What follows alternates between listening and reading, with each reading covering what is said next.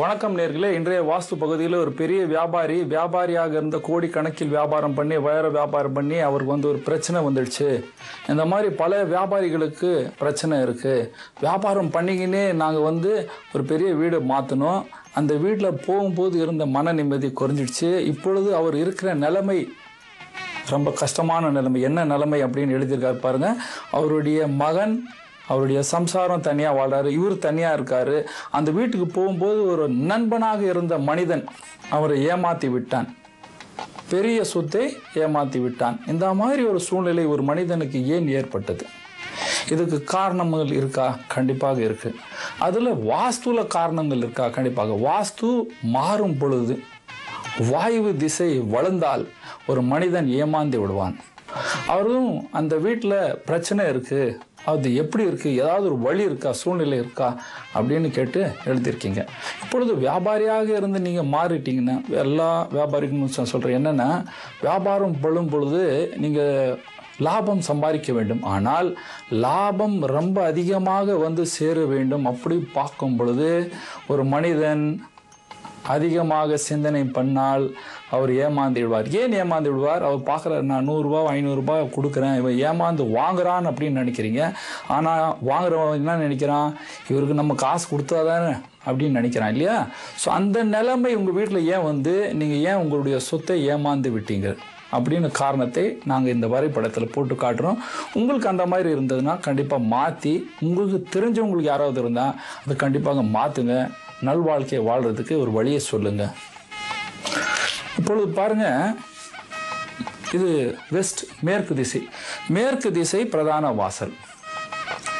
கிழக்கில் ஈசானியத்தில் பெட்ரூம். அந்த பெட்ரூம்லேயே அவர் வாழ்கிறார். அது ஈசானியத்திலே பெட்டு, ஈசானியத்திலே வாழ்கிறார்.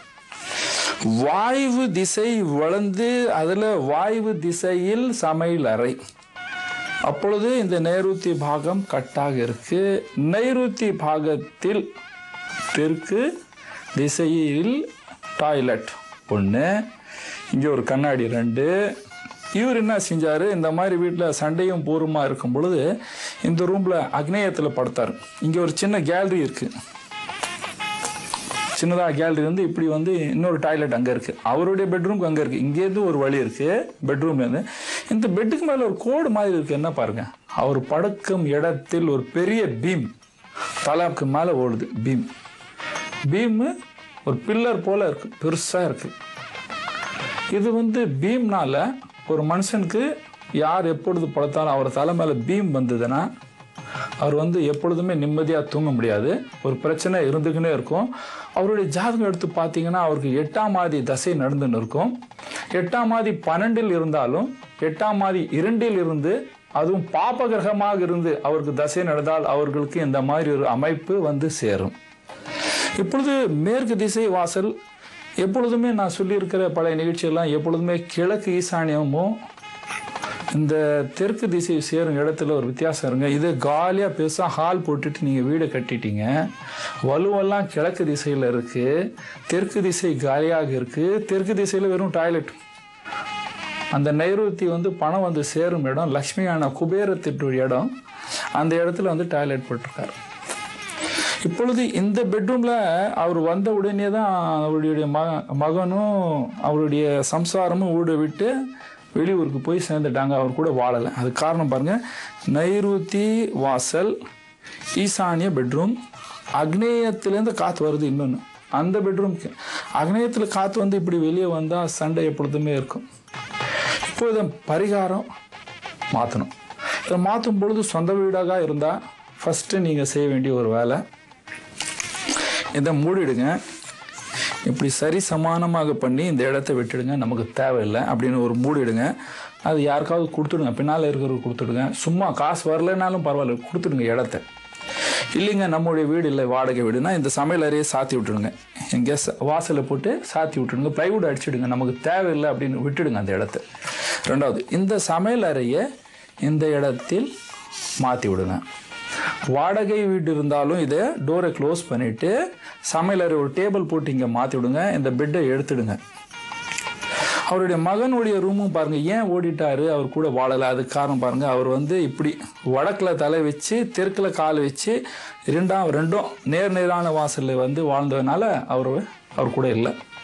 இப்போ இதை சாதாரணமாக ஃபஸ்ட்டு இதை மூடிட்டு சமையல் இங்கே மாற்றுங்க. ரெண்டாவது, இந்த பீம் இருக்கிற இடத்துல படுக்காதீங்க, இப்படி படுங்க.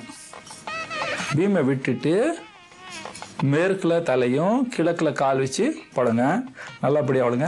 இந்த டாய்லெட்டை எடுத்துடுங்க. டாய்லெட்டை அங்கேருந்து எடுத்துட்டு இந்த வாயு திசையில் மாற்றணும். இந்த டாய்லெட் அங்கேருந்து மாறி வந்தால் உங்களுக்கு வந்து தனலட்சுமி யோகம் வந்துடுச்சுன்னு அர்த்தம். மாறும், கண்டிப்பாக மாறும். வாடகை வீடு இருந்தால் அதை வந்து சுத்தமாக மூடிடுங்க. இங்கே இருக்கிற டாய்லெட்டை யூஸ் பண்ணுங்கள், இங்கே வந்து சுத்தமாக வந்து மூடிடணும். இப்போது அந்தம்மா போயிட்டாங்க, வருவாங்களா? கண்டிப்பாக வருவாங்க. இப்போது அந்த பெட்டை ஒரு வாட்டி இப்படி நவுத்தி விட்டுடுங்க. இந்த பக்கம் தெற்கு திசையில் நவுத்தி விட்டுட்டு இந்த வாசலுக்கு இந்த இடத்தில் ஒரு கண்ணாடி, பெருசாக கண்ணாடி போடுங்க. இந்த கண்ணாடி போட்ட உடனே இந்த தோஷம் நீங்கிடும். உங்கள் மகனுடைய பெட்டை இப்படி மாற்றி விடுங்க. அதுவும் வெஸ்டில் தலையும் கிழக்கில் கால் வச்சு மேற்கில் தலையும் கிழக்கில் கால் வச்சு படுக்கிற மாதிரி மாற்றி அமைங்க. ஒன்று மாறிடுச்சு. ரெண்டாவது மூணாவது, இவரும் வந்து இந்த பக்கம் தலை வச்சு அந்த பக்கம் கால் வச்சு படுத்தாருன்னா நல்லாயிருக்கும். வீட்டில் இங்கே இருக்கிற இரும்புட்டி அதெல்லாமே இந்த இடத்துல மாற்றிடுங்க. இப்போ இந்த வாசலுக்கு முன்னையும் வாசலுக்கு பின்னையும் விநாயகர் வைங்க. இந்த உங்களுக்கு ஒரு நல்ல இவ்வளோ கெட்டது நடந்து ஒரு நல்லது இருக்குது. இங்கே உங்களுக்கு வந்து கேலரி இருக்குது. இந்த கேலரியில் குப்பையை சேர விடாதீங்க, தண்ணியை சேர விடாதீங்க. அப்போது உங்களுக்கு வந்து நல்லது நடக்கிறது ஆரம்பிச்சிடும். இப்போது ரொம்ப கடுமையான நிலைமையில் நாங்கள் வாழ்கிறோம். அப்போ இவங்களுக்கெல்லாம் மனநோய் அதிகமாக இருக்கும். மனநோய் அதிகமாக இருக்கிறது காரணமே வாயு வளர்ந்துடுச்சு. வாயு வளர்ந்தாவே ஒரு மனிதனுக்கு மனநோய் இருக்கும். சில நேரம் நல்லபடியாக பேசுவார், சில பேர் ரொம்ப அதிகமாக அந்த நேரம் மன கஷ்டம் வரும்போது கோபம் வந்து அதிகமாக சேரும். அப்பொழுது அந்த கோபத்தை சாந்தம் பண்ணணும். கோபம் எப்படி சாந்தமாக இருக்கும்? அப்பொழுது வந்து காளியுடைய பூஜை பண்ணணும்.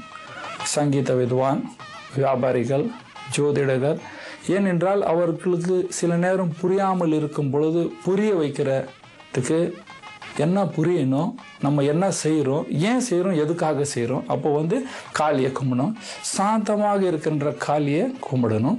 ருத்ர காளியை கும்பிடக்கூடாது. அந்த மாதிரி எப்படி கும்பிடலாம், எப்போ கும்பிடலாம்? ராத்திரி நேரத்தில் கும்பிட வேண்டும். சாதாரணமாக நீங்கள் எந்த நாள் வேணாலும் கும்பிடலாம். டெய்லி கும்பிடணும். இன்றைக்கி சாப்பிட்டா பசி எடுத்து இல்லையா, அதே போல் டெய்லி கும்பிடணும். டெய்லி சாமியை தாயை கும்பிடணும்.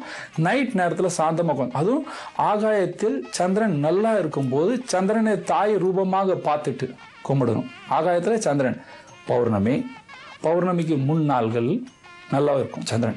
பௌர்ணமிக்கு 5 நாள் அப்புறம் கூட சந்திரன் ஆகாயத்தில் நல்லா இருக்கும். அதுக்கப்புறம் தான் கொஞ்சம் ஒளி குறையும். அந்த நேரத்தில் ஆகாயத்தில் சந்திரனை பார்த்துட்டு நல்லா கும்பிடணும். அந்த கும்பிடும் பொழுது பௌர்ணமியாக இருக்குது. அப்பொழுது நீங்கள் வீட்டில் பாயாசம் செஞ்சுட்டு அந்த பாயாசம் வந்து சந்திரன் ஒளி படுற போல் மெத்தையில் வச்சு உங்கள் வீட்டில் டாப் டெரஸில் வச்சுட்டு அதை வீட்டில் இருக்கிறவங்க எல்லாரும் சாப்பிடணும்.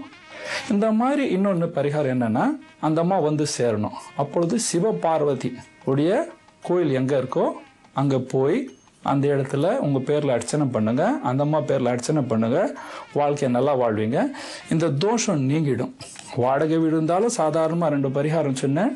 இதை மாற்றி இதை க்ளோஸ் பண்ணாவே இந்த தோஷம் நீங்கி உங்களுக்கு ஏமாத்தினவர் உங்களுக்கு வந்து பணம் கொடுப்பார். உங்களுக்கு வந்து பணம் வந்து சேரும். நீங்கள் திரும்பி நல்வாழ்க்கையை வாழ்வீங்க. நன்றி, வணக்கம்.